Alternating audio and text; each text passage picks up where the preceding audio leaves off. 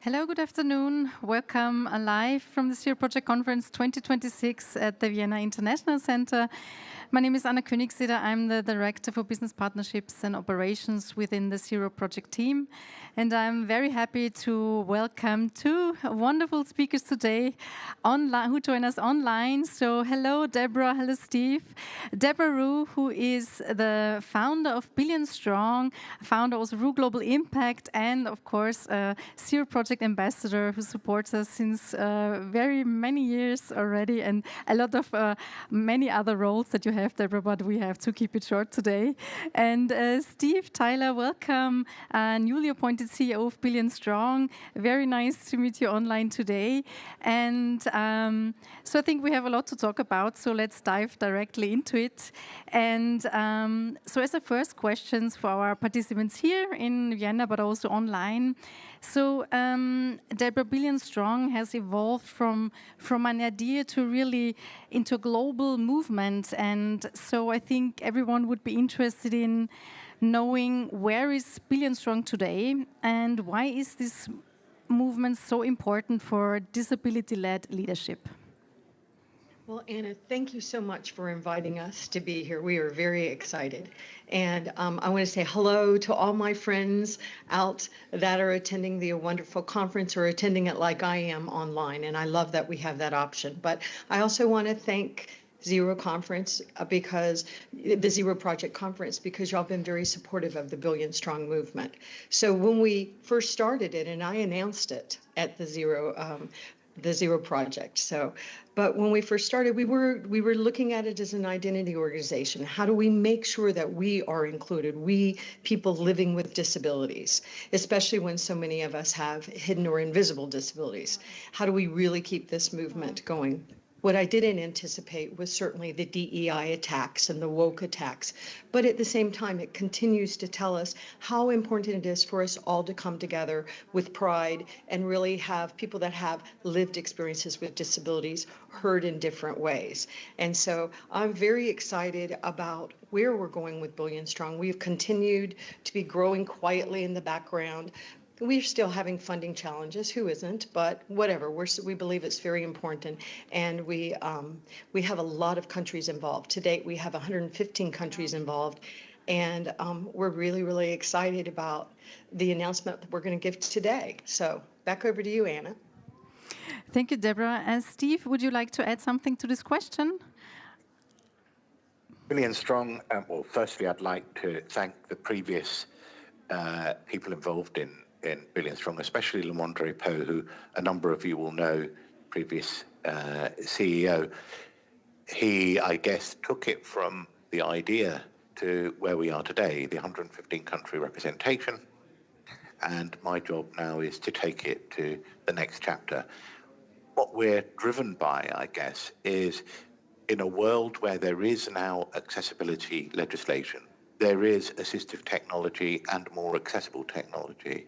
There are more opportunities in many respects, and that's what we would all say, I think, on the face of it. And yet we see from report after report, unemployment rates are still pretty dismal. Educational attainment rates for people with disabilities are pretty abysmal. We've still got a situation where 95% of web home pages fail basic accessibility testing. So I think our position is that we need to revise the strategies that we've been using. We need a movement to be strong and unified around some of the things that need to happen, including unifying to fix problems that are there for the taking. In terms of solutions.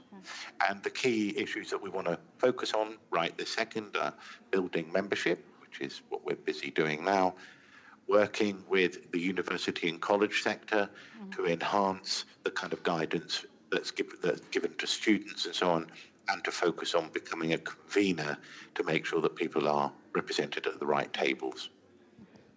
Thanks a lot. So, Deborah, in preparation of this Fireside Chat, you talked a lot about leading by example. So this is one of the core principles. So perhaps you could explain a little bit, what does this look like in practice, especially when it comes to leadership, hiring persons with disabilities, and ensuring full physical and digital accessibility?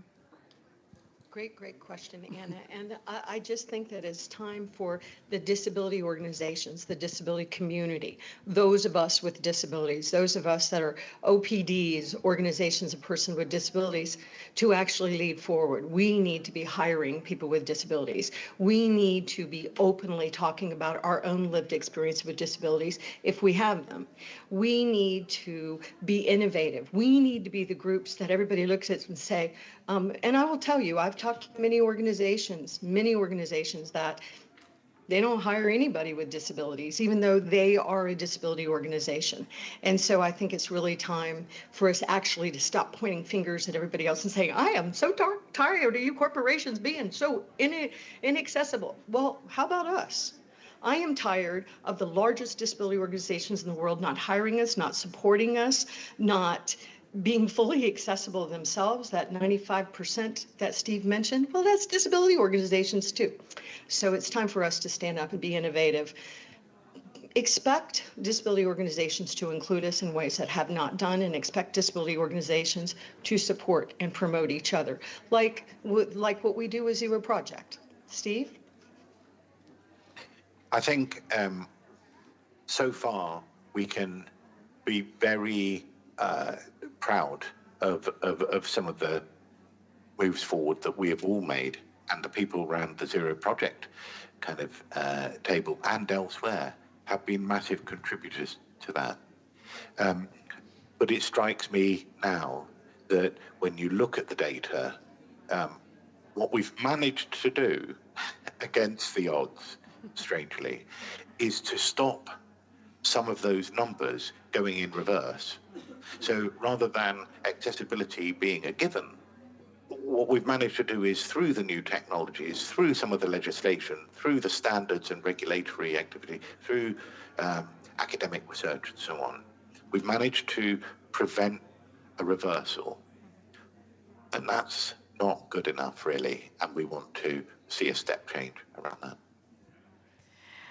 So there is a next step, a next chapter in the movement of Billion Strong that you would like to announce in this session. So Deborah, I think you will talk about what we already described in the Fireside Chat also, the Disability Organization Inclusion Index. So what is it exactly, and how do you hope it helps disability organizations and the broader ecosystem, of course, to move forward together? Well, first of all, Anna, thank you for always being such a supporter. I love Zero Project, but you personally, I really, really appreciate how supportive you've been and allowing us to announce it. But yes, we have created, and I am the lead author, and I'll tell you why I'm saying that, is because some people probably aren't going to be pleased with this, but it is time for us to hold ourselves accountable. So we are introducing the Disability Organization Inclusion Index, and we are looking at, we are going to be looking at 500 disability organizations around the world, but we're starting with 50. We're going to start with the largest of the disability organizations all over the world. We're not just going to look at it from the US and the UK and Europe. We're actually looking at the largest disability organizations, 50 in the world. Now, of course, they aren't equal, because funding in some countries is better than others. We understand that, but we do have expectations with the index, like, do you have disability representation? Are you actually, are you accessible? Is your website accessible? Are your apps, or your meetings, or you're digitally and physically? Now, what we're not trying to do is embarrass anybody. What we want to do is take just a look at what is being represented by public records. You're telling us who you are. We're going to look at that. We're going to do an index, and then we're not going to do grading at first or anything like that. We just want to take a look at ourselves and say, wow, what could we do to be better? Thank you, Anna. I'll pass it over to you, so Steve can come. Steve, would you like to add something to this in explanation of this inclusion index? As Deborah said, it's awkward, because whenever you put the mirror up to yourself, it can be a little bit, destabilizing. It can be a little bit embarrassing. But I think what we're trying to do is empower the organizations that represent us. So, yes, understand where they are, but the objective is, but let's move to where we all want to be, where people who have disabilities drive the organization that purports to represent them one way or the other. And we want to see that change over the next 3 to 5 years. So I think we should use also this occasion that many disability organizations are watching today and also their allies. So is there one specific wish or invitation that you would like to address to them? I don't know who would like to go first, Deborah or Steve? You can choose. I'll go first and then give Steve the last comment. But I also want to say one thing we're doing, we're using a hashtag that actually Lamondre Pugh, the former CEO, and he's still engaged with Billion Strong, created. It's called We Are Billion Strong. We are billion strong. Our community is so strong. We need to come together, stop fighting, stop competing, and innovate and say, oh, you want some good examples of how to hire people that are deaf and blind? Let me show you this organization that has been so successful, so innovative, so amazing, so inclusive and accessible. Let's be the best practices. That is what we challenge. And as Steve said, this is not about embarrassing anyone. This is content that is made available. So if you're a disability organization and you don't talk about your members that have disabilities, it's an opportunity to realize, I need to do that. So, and also we want to help these organizations be more accessible and more inclusive. We're bringing our community together to show you where we all are and how we can do it. And I think it's hopeful. Steve, let me give it over to you. Given who we're talking to, the Zero Project, and a lot of you represent academic organizations and research organizations, 2 things we're trying to do: bring the voice of people with disabilities to the table and have a platform that makes that possible, but also be the gateway into all things disability research. We're looking for university and college partners that can help us make that happen and help us become that gateway so that we become a knowledge hub around our subject area. So very, very keen to hear from anybody that would be interested in engaging in that. So thanks a lot to both of you. So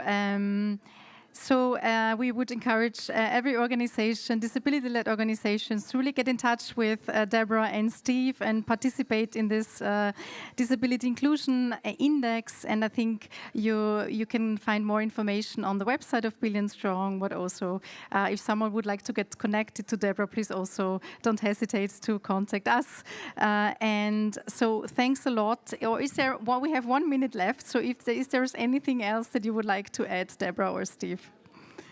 I would just say that we are so strong, and if we came together, if we really were accountable to ourselves and innovative, we could change it so that we're not, like Steve said, going backwards, trying to hold our spot. We want to be included. Steve? Let's reverse the current situation where there are lots of opportunities.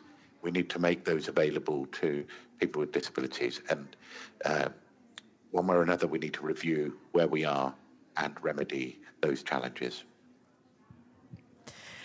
Thanks a lot.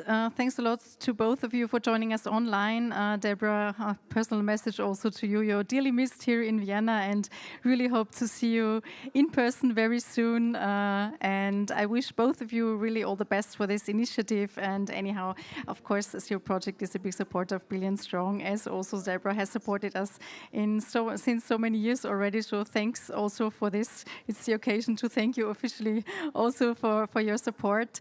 And so everyone, stay tuned for interesting Fireside Chats coming up. I say thank you for listening in. Thank you for joining Deborah and Steve. And I wish you all a nice afternoon. And Deborah and Steve, to you a nice day.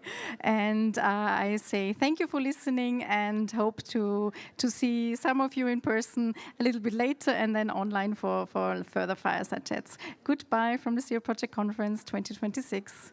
Ciao. Thank you.